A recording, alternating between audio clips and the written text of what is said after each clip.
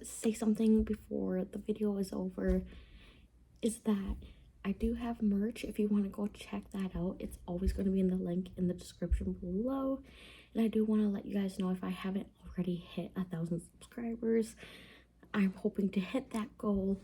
If I already did, then I'm hoping to get 100 subscribers, 100,000 subscribers, if you are willing to help me out by hitting the subscribe button so you can be part of the fam. And here is the video. Hello everyone, welcome back, or welcome to my channel. Just in case if you don't know who I am, my name is Hannah, and I'm super happy you guys are here in today's video.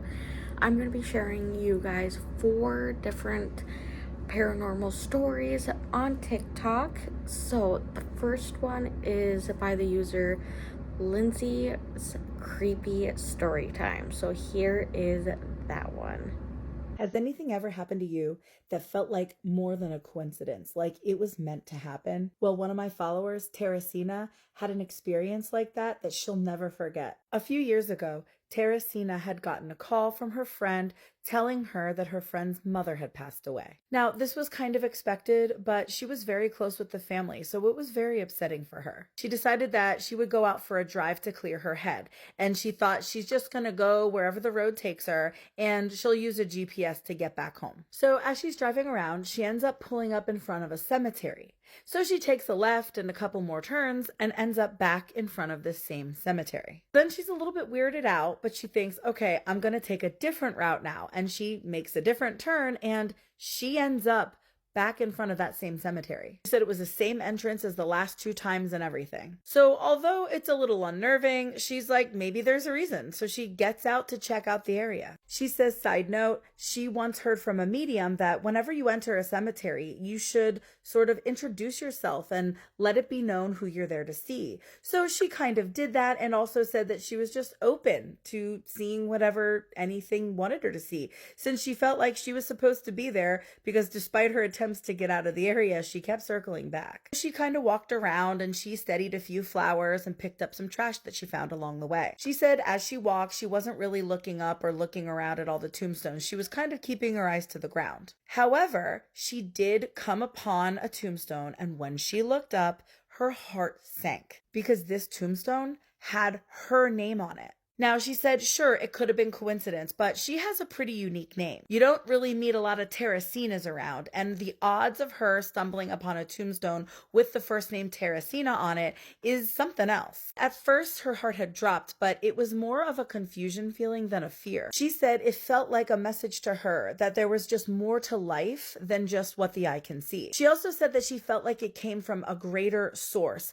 not just a random spirit or ghost. So the first thing she did was call her dad, because he usually has a good explanation for many things. He's always very rational. But when she told him, he kind of paused for a minute and said, you should call your aunt. Her aunt is secretly a medium, and when she told her the story, her aunt said that she also has the gift. So this leads her to a festival for psychic abilities, and she ended up getting readings from 4 different mediums. She said she didn't give them any information about herself, not her name, not any of the things that led up to this, but all of them told her the same message. All the messages were telling her that she had a gift being presented to her. They also kind of alluded to the fact that they didn't understand why she was coming to other mediums for messages, because she can do it herself. So by the time the 4th medium gave her the same message as all the rest, she finally did then admit why she was there, what she had been experiencing, and they basically offered her to help train her. They would help her use her gift, control it, and protect her energy. Teresina is cautiously still in the midst of this journey. It's just really enlightening to think that from one simple drive where she just followed her intuition led her to the opening of all these new possibilities. It's almost like things aren't so much coincidences as they are synchronicities, and a way to kind of guide you to become who you truly are. I'm sure Teresina will be in the comments. Let her know what you think. And let me know, has anything like this ever happened to you, where things align too perfectly to be just a coincidence? And don't forget to follow for more creepy story time. So with that video slash story time, I found it really amazing that the other people that has that gift is helping her and guiding her to use her gift as well. And yeah, I don't know. Let me know what your guys' thoughts are on that. The next story is by the user Pony the Band. So this that this is this one.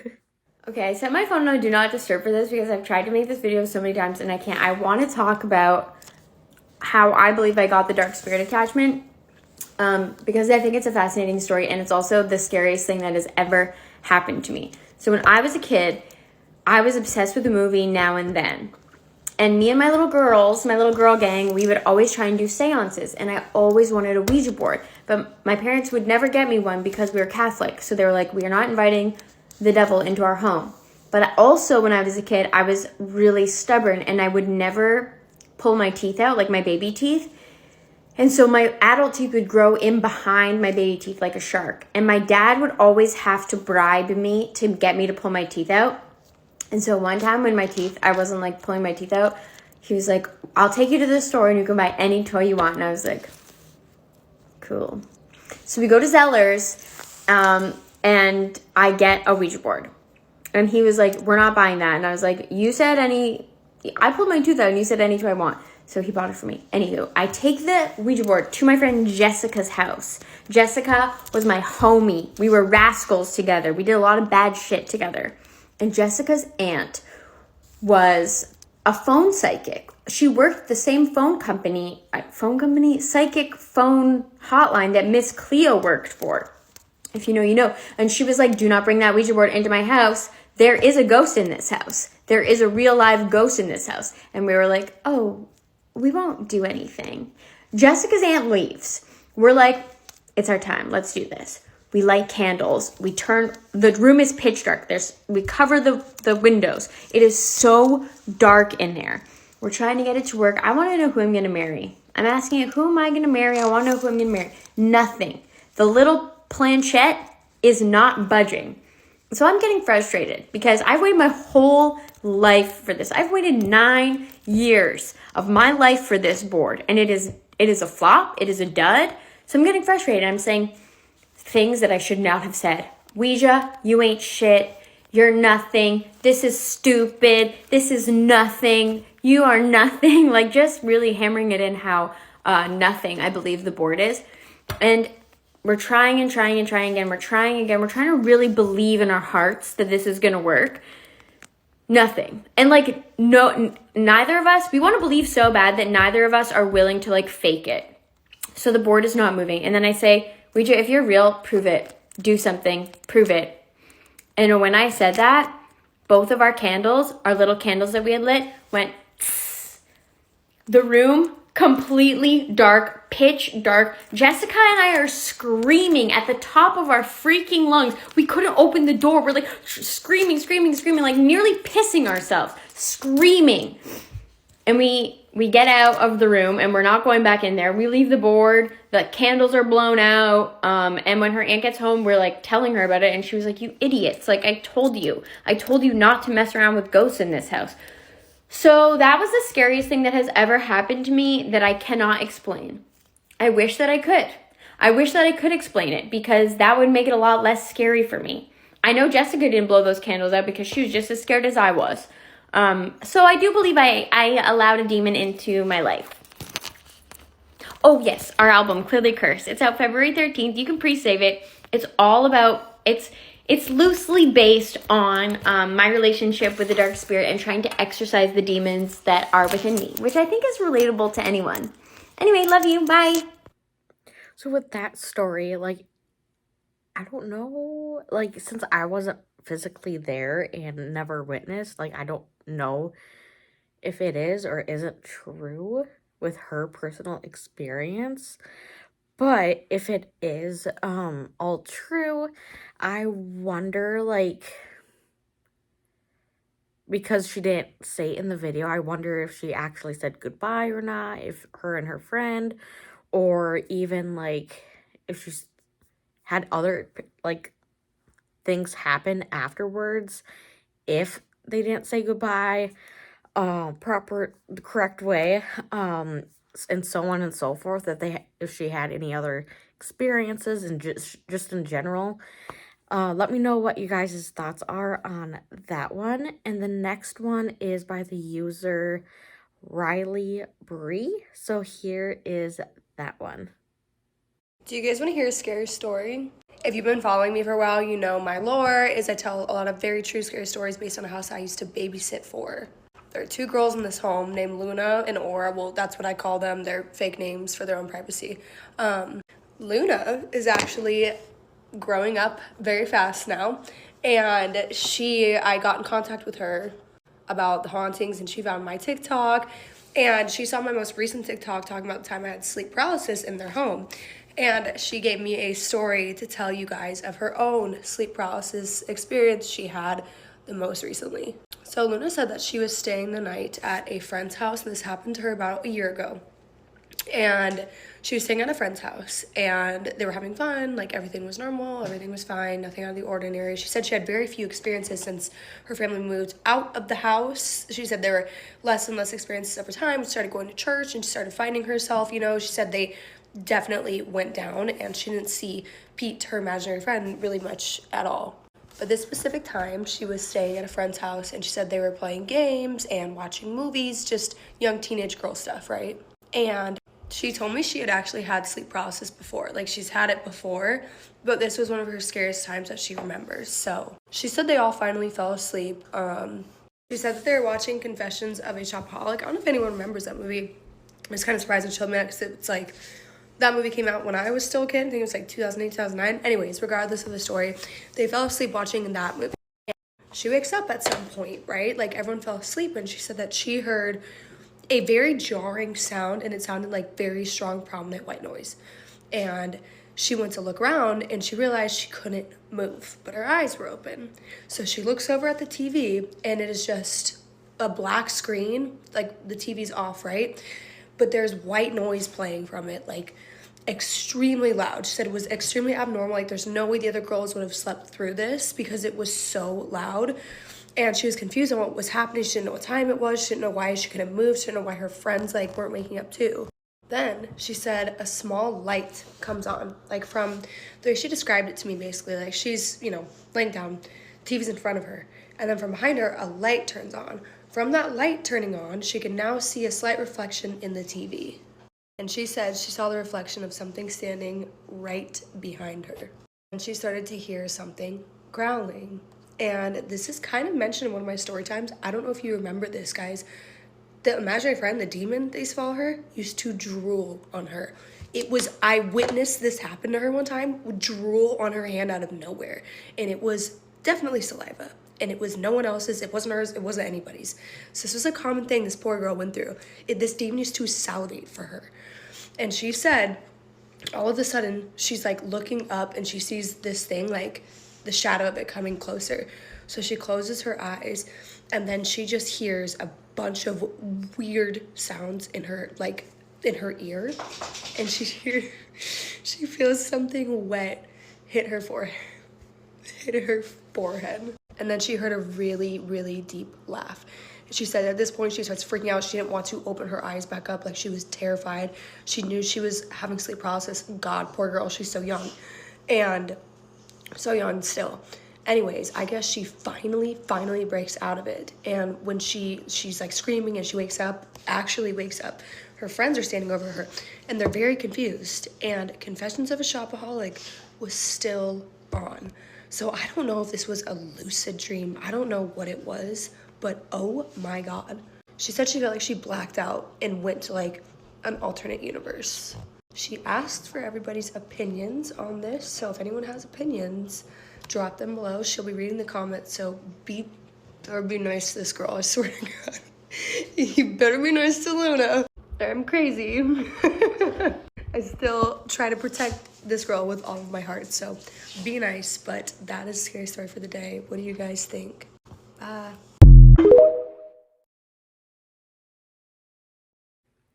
So with that one that she shared from one of the kids that she used to babysat, Luna, I found it really crazy that happened, especially when she woke up practically. and everything came back to normal. And I don't know, that's really crazy that that happened, in my opinion. Let me know what your guys' thoughts are.